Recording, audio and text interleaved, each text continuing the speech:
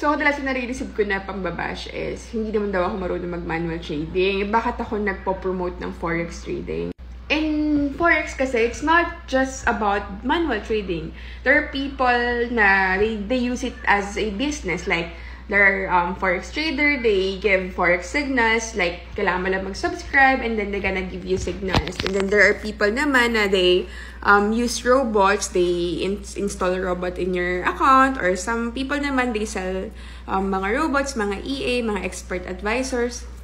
There are people naman like sila Job Zamora, they teach people to do manual trading. So, iba-iba yung mga businesses na ginagawa nila when it comes to forex trading. So, it doesn't necessarily mean na hindi ako marunong mag-manual trading as I'm not eligible na to teach people to do forex trading. Kasi,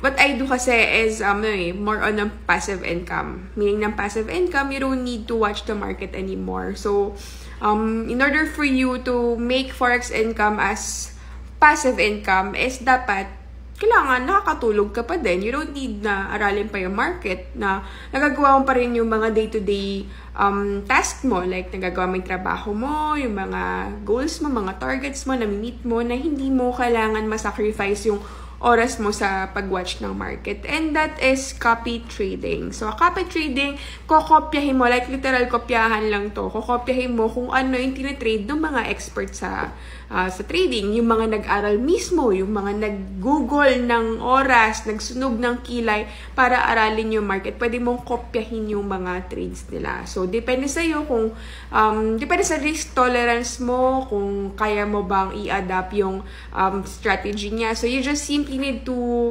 observe then yung ika-copy mo kung okay ba siya sa'yo and all ganyan. So, pero right now, since I have time, I have the luxury of time when I resign from the bank, and I make sure na nag-aaral ako ng manual trading. And thankfully, Sir Edsel, he makes time, he makes effort to teach me kung paano mag-manual trading. And eventually, once na nag-open na po yung office ng FX Robot Empire, pwede kayo pumunta doon. Like, they gonna give free forex webinar. You will be able to learn manual trading, copy trading, whatever trading. So, also, if you are part of FX Robot Empire, Sir Edsel, nagbibigay siya ng mga free na indicators. So, yung mga indicators na, like, it will make your life easy kapag trade ka manually kasi meron na siyang, makikita mo doon yung mga confirmation kung kailan ka magpapasok ng entry and all, ganyan. So, etong mga indicators na to, nabibili to, medyo mahal to pag nabili mo. So, binibigay yan ng FX Robot Empire. If you are part of us, bibigyan niya yan for free.